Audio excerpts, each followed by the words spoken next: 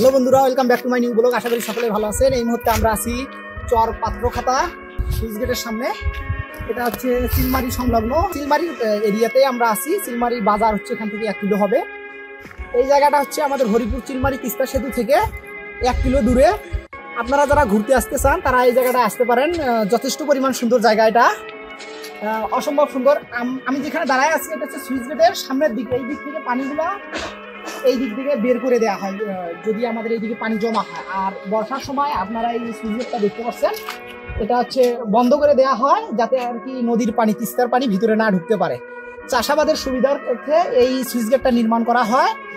আমাদের সাথেই থাকুন, আজকের ভিডিওটি থাকছে এই সুইচ গেট নিয়ে এবং আমাদের চিলমারির যে সামনে চিলমারি, আমাদের হরিপুর চিলমারি তিস্তা সেতু নির্মাণ হয়েছে তার তথ্য থাকবে। আর হচ্ছে চিলমারি সেতু, আমাদের হরিপুর চিলমারি সেতুর সামনে যে ছোট সেতুটা আছে যেটার কাজ চলতেছে, মানে হাতির ঝিল সিস্টেমে যেটার কাজ হচ্ছে, আমরা সেটা নিয়েও আপডেট দেবো। আমাদের সাথে থাকুন। পাত্রখাতা সুইচ গেট বাংলাদেশের কুড়িগ্রাম জেলার চিলমারি উপজেলার রবনা ইউনিয়নে অবস্থিত। এটি নির্মিত হয়েছিল 1953 সালে। এই সুইচ গেটটি তিস্তার পানি প্রবাহ নিয়ন্ত্রণের জন্য নির্মিত হয়েছিল। বর্তমানে এই অঞ্চলের কৃষিকাজ ও বন্যা ব্যবস্থায়ও গুরুত্বপূর্ণ ভূমিকা রাখে। তৎকালীন পাকিস্তান আমলে নির্মিত হওয়া এই সুইচ গেট ছিল উত্তরাঞ্চলের বৃহৎ সুইচ গেট প্রকল্প, যা বর্তমানে রক্ষণাবেক্ষণের অভাবে কার্যকারিতা হারিয়েছে অনেকাংশে। তবে বর্ষায় ও রবি মৌসুমে কৃষকের কাজে আসে এখনও।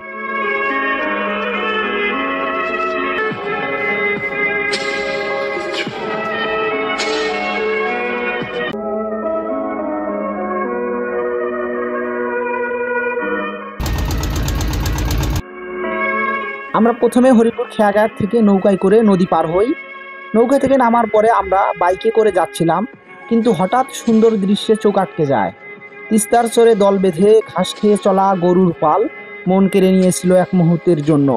নুর আলম ভাই তো কিছুক্ষণ রাকাল বেশে গরুগুলোকে তাড়ালো। বন্ধু আল আমিন বাইক চালাচ্ছিল আর আমি ভিডিও করতে ব্যস্ত ছিলাম। তারপর তিস্তার চরের মেঠো পথ ও ভুট্টা ক্ষেতের পথ ধরে আমরা উঠলাম হরিপুর চিলমারি তিস্তা সেতুর রোডে। সেতুর কাজ একদম শেষ, এখনও চলতেছে রঙের কাজ ও কার্পেটের কাজ। আশা করা যায় কিছুদিনের মধ্যেই সে কাজটাও শেষ হবে। তবে সমস্যা হলো সেতুর উত্তর পাশের হাতির ঝিলের ন্যায় ব্রিজটির কাজ এখনও শেষ হয়নি। কর্তৃপক্ষ অনুমান করতেছে জুনের আগেই এই ছোট ব্রিজটা সম্পূর্ণ হবে এবং জুন মাসে সেতুটি চালু হবে।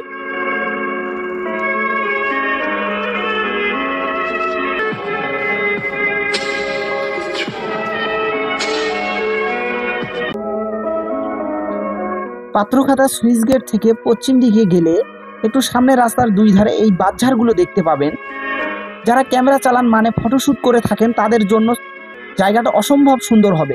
তবে অবশ্যই সন্ধ্যার আগে ওখান থেকে ফিরতে হবে, কারণ ফাঁকা এবং নিরিবিলি রাস্তা হওয়াতে সন্ধ্যায় সমস্যা হতেও পারে। তারপর একটু সামনে মিনাবাজার থেকে পূর্বে চিলমারি রাস্তায় গেলে আপনারা রাস্তার দুই ধারে এই সারি সারি গাছগুলো দেখতে পাবেন। এখানে আপনারা ফটোশ্যুট করতে পারবেন। মনোরম পরিবেশে বন্ধুদের নিয়েও ঘুরতে যেতে পারেন।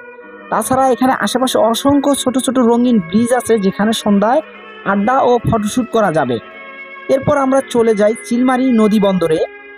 নদীর তীরকে কেন্দ্র করে লাখো মানুষের স্বপ্ন বুনে থাকে। যে বন্দরকে কেন্দ্র করে বাউল সম্রাট লিখেছেন, ও কি গাড়িয়াল ভাই হাঁকা গাড়ি তুই চিলমারি যাই। চিলমারি বাজার আছে, পরিবেশটা খুবই মনোমুগ্ধকর।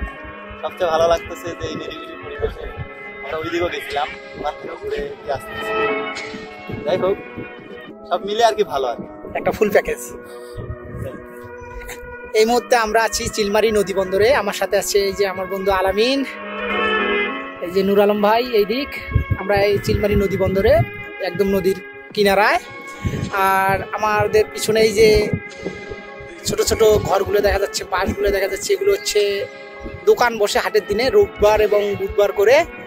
এর বাইরেও চিলমারির নদী বন্দরে ওই দিকে আমরা গেছিলাম, সামনের দিকে। সামনে উপরেও হয়তো বড় একটা, মানে হয়তো না, একদম প্রফেশনাল কিছু দোকান আছে।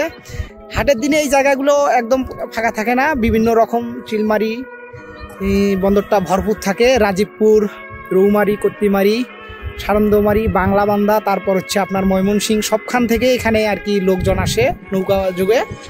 তো একটা দেখার মতো মানে নৌবন্দর যেটা দাবি উঠছিল যে এটা বড় নৌবন্দর করার জন্য মংলা অথবা চট্টগ্রামের মতো নৌবন্দর করার জন্য, এখনও ওই রকমভাবে কার্যকর হয়নি। বাট এখানে হাটটা জমজমাট।